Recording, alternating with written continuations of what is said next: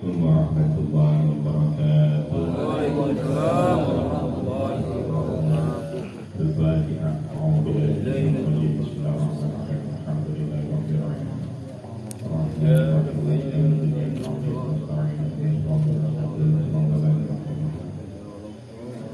Bismillahirrahmanirrahim. Qala rabbi shrah li sadri wa yassir li amri wahlul 'uqdatam min lisani yafqahu qawli. Subhanaka la ilma lana illa ma 'allamtana innaka antal 'alimul hakim.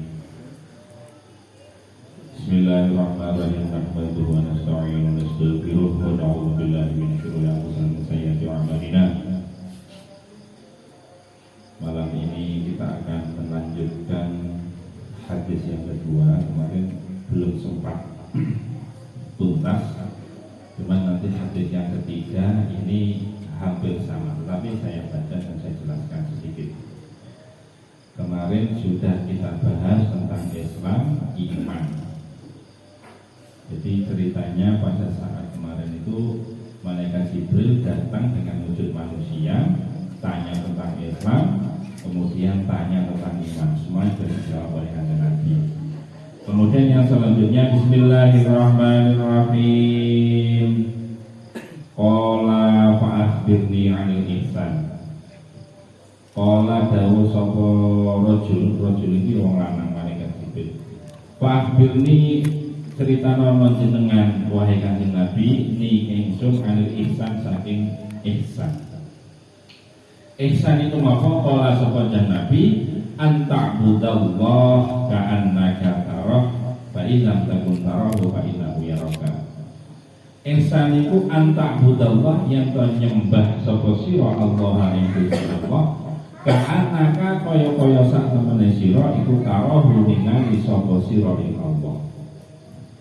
Fa in lam takun lamun ora ana sapa sira iku tarahu ningali sapa sira ing Allah, fa innahu mungkas atemene Allah iku yaraka ningali sapa Allah kan sira. Ngeten.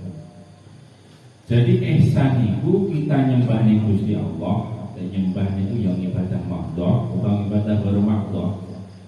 Iku seakan-akan kita melihat Allah. Ini seakan-akan ya, bukan melihat. Karena ulama hampir sepakat kalau di dunia itu Allah tidak bisa dilihat.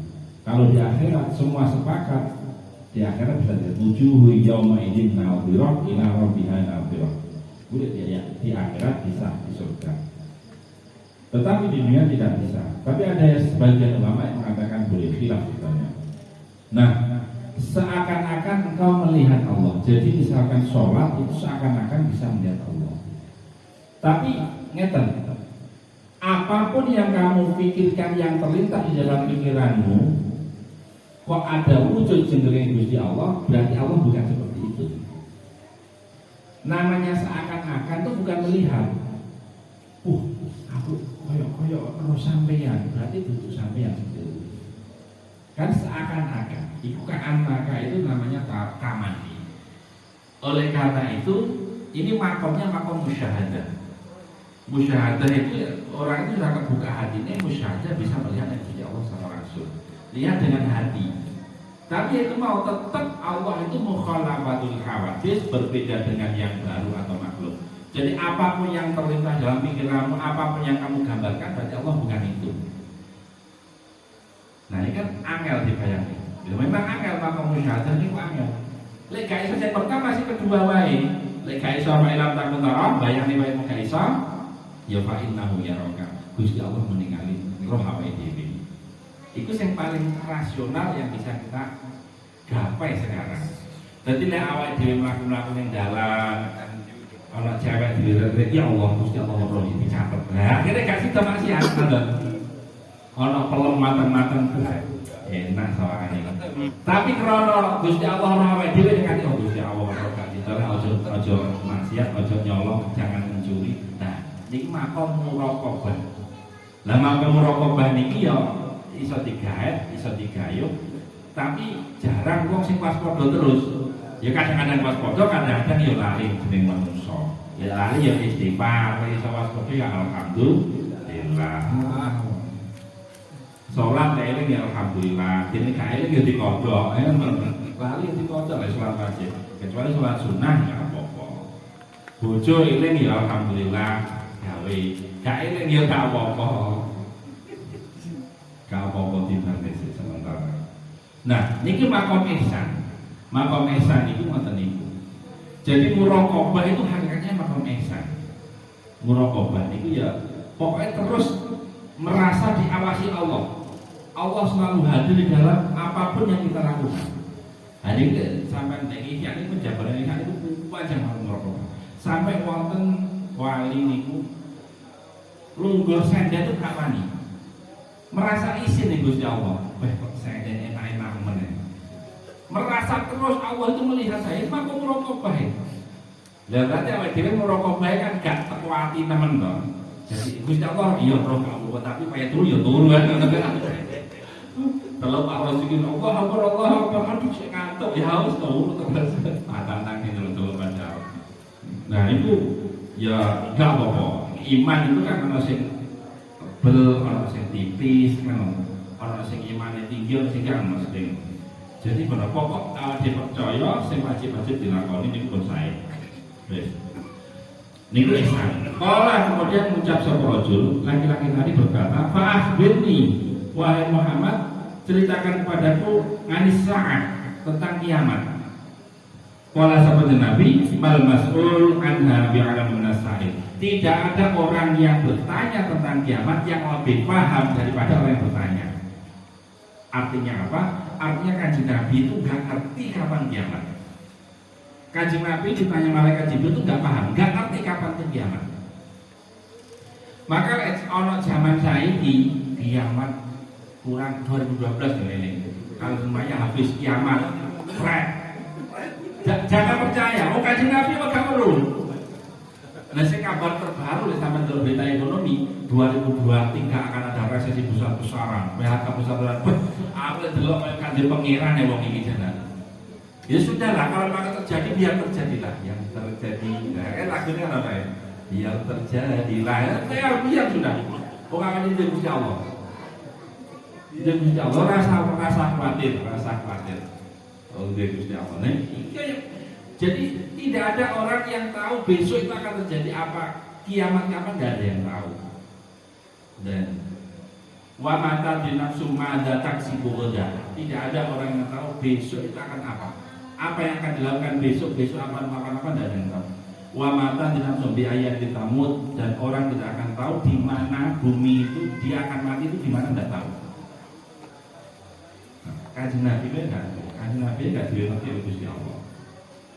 Nah, makanya tetapi pada saat Kanjeng Nabi cerita-cerita kiamat di mimbar itu, Kanjeng Nabi cerita-cerita kiamat, pakai kiamat, ahwalul yaumil kiamat, bagaimana nanti gunung berterbangan sebagaimana itu cerita di surat itu.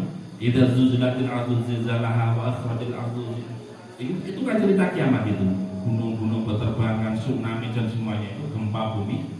Nah, itu ada salah satu orang Arab itu tanya, orang desa tanya kepada Nabi, "Ya Rasul, jenengan cerita kiamat, kapan kiamat?" Ada yang tanya, "Iki jamanku ya sampe sing takon." Sak dengar kaji Jibril takon, "Ya Rasul, kapan kiamat?" Kanjeng Nabi enggak dengar pertanyaan enggak dengar atau memang enggak person jawab.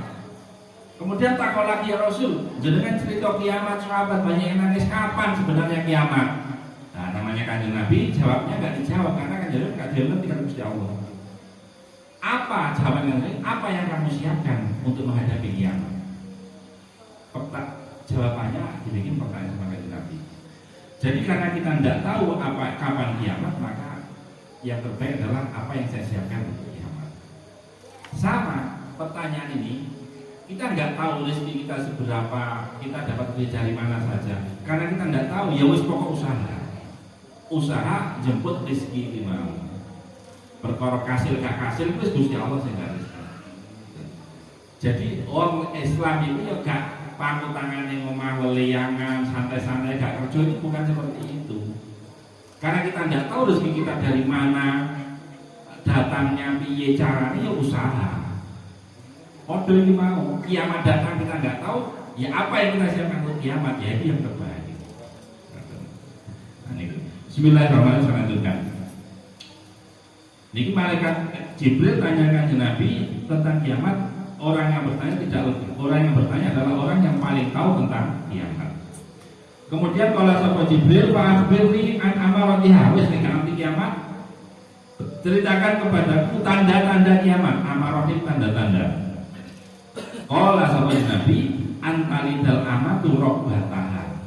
Ini antalidal amatu rabbataha itu seseorang perempuan melahirkan anak, tetapi justru anaknya itu rabbataha itu. Jadi gambarnya dengan ini niatnya ngeten. Setelah perempuan melahirkan anak, kemudian justru anaknya itu, perempuan itu justru menjadi budaknya anaknya. Iya. Jadi ketimbang. Kalau saya itu bonus budel, kurang lebihnya seperti itu. Nanti akan banyak anak itu menguasai orang tua. Anak itu nggak hormat ke orang tua. Akhirnya orang tua ya menang jenenge anak. Kadang-kadang seperti itu. Jadi anak itu panen wong tua, menguasai wong tua, nyetir wong tua, kan seperti itu. Ini sudah banyak terjadi. Yang jelas tanda-tanda kiamat itu sudah mulai muncul. Nah, siap-siap yang turun lagi, mau bersiap-siap. Siap-siap. Terus apa ngerti saya sok, kan repot. Amin. Tapi jangan salah terus, sini terus, yang penting Gusti Allah. Yang penting itu. Jadi wes oke, anak sih apa namanya, wani wong tua, menguasai orang tua, anak-anak durhaka seperti itu. Tumakola kemudian naudoso ya Umar atau dengan sahil wahai Umar, apakah kamu tahu siapa yang bertanya tadi? Kuntu Allah wa Rasul agamu, Allah dan Rasul lebih tahu. Qala sapa kanjeng Nabi, fa innahu Jibril atakum yu'allimukum dinukum. Sebenarnya itu adalah Jibril datang kepadamu untuk mengajarkan agama kepadamu. Jadi Jibril takok yang 3 hal besar, 4 hal sebenarnya, tapi 3: Islam, iman, dan ihsan. Ya. Bahasanya kanjeng Nabi yu'allimukum dinakum. Jadi 3 hal ini adalah pokok dari agama. Islam itu tidak keluar dari 3 itu. Agama maksudnya agama Islam. Jadi kita harus Islam, iman, rukun iman yang 6 itu, yang kayak kemarin. Terus kemudian ihsan. Ihsan itu pokok makom murokobah ini wis. Iso murokobah ini wis, gak ada kejahatan di dunia ini. Enggak ada kejahatan. Lagi artinya jahat ya. Lirik bojone tangga Gusti Allah weruh ya Allah astagfirullah. Bukan hanya yang zahir, ya lamu khawinatal ayun itu ning Quran. Allah mengetahui apa yang terletak ning ati. Gusti Allah ngerti. Lha is makom muraqabah sampe terletak kalian ning tangga niku. Lah ya Allah akhir. Artinya kata kalian ning tangga iki ngaji telat-telat iki ngopo ae. Padahal wis Gusti Allah astagfirullah. Ana akhirnya astagfirullah. Nah ini makom muraqabah, wong makom muraqabah tok itu wis bisa kalau kasihan itu tentang. Maka agama itu ngeken seperti itu, melakukan seperti itu. Jadi Islam, iman, dan ihsan. Ya, itu inti daripada agama. Baik, saya sambung hadis yang ketiga ini sama dengan tadinya. Bismillahirrahmanirrahim, sebentar saja. Al hadis salis, hadis yang ketiga, an Abi Abdurrahman Abdullah bin Khattab radhiyallahu anhu qala sami tu Musa Rasul Rasulullah sallallahu alaihi wasallam yaqul dawuh sabda Nabi bunia dan bangun apa Islam ala khamsin ing atas 5 dawuh sama cuma bedanya beda syahadat la ilaha illallah rupane syahadat la ilaha illallah wa anna muhammadar rasulullah satu wa iqamis shalah lan jumenenge shalah wa itaiz zakah lan aweh zakat wa hajjil bait lan haji ke Baitullah wa shaumi Ramadan dan puasa Ramadan. Ini cuma dibalik haji nomor 4, shaumi Ramadan yang kelima, tapi intinya sama. Jadi Islam itu dibangun pada 5 ini. Jika ada yang kurang dari 5 ini, Islamnya belum sempurna. Nah sebenarnya kesepakatan ulama, pokok orang itu di hati dan ikrar mengucapkan syahadatain sudah dikatakan Islam. Tapi kalau keempatnya selain syahadat belum dilakukan, itu belum sempurna.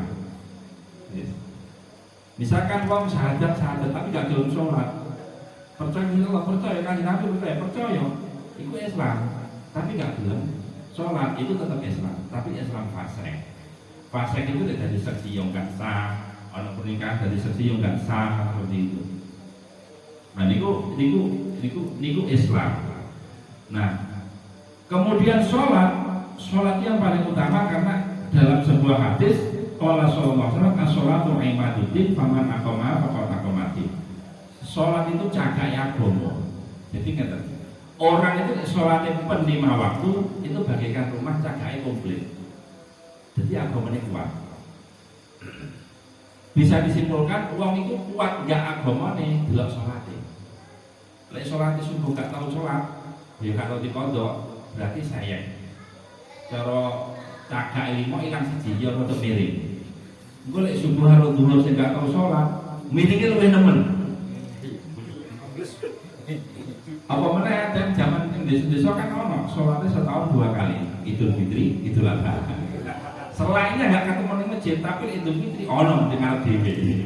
Idul Adha ngarep dhewe, Jumatan ya ono. Nah, itu ndak tahu wis ngono kuwi piye cagake. Poros. Kena angin goyang aku. Ingat ini.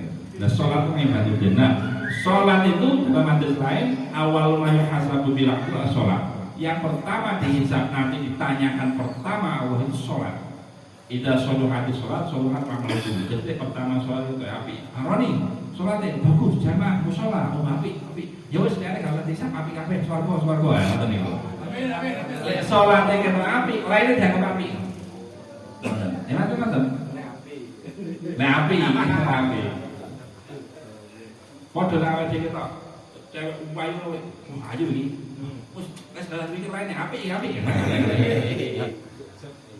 Masuk. Salat yo ngono. Cocok ngene. Nah, salat itu pokoknya salat api, lain api kabeh Gusti Allah. Memang hadisnya ngoten niku. Jadi zaman akhir iki salat, sebetulnya salat. Enggak wis iso cenderunge salat, ya mulai dihayati salat. Lek sing ora iso ngayati pokok enek sik salat, pokok jendereng sik. Subuh ya subuh, asar ya. Pokoke 5 waktu sik. Lek ora iso ngayati penting salat sik. Engko lek wis salat iso pen gak hutang, lah mulai didelok lek gak iso artine. Artine salat iku sing diwaca iku digoleki terjemahan. Mulai memahami artine iku mulai memahami artine kan mulai iso khusyuk. Mulai iso khusyuk itu suwi-suwi iso terbiasa khusyuk. Betul nggih? Jadi itu diantara iman, Islam dan ihsan. Mudah-mudahan kita bisa menjadi hamba Allah yang benar-benar kuat dalam imannya, dalam Islamnya serta ihsannya. Wallahu a'lam. Al-Fatihah.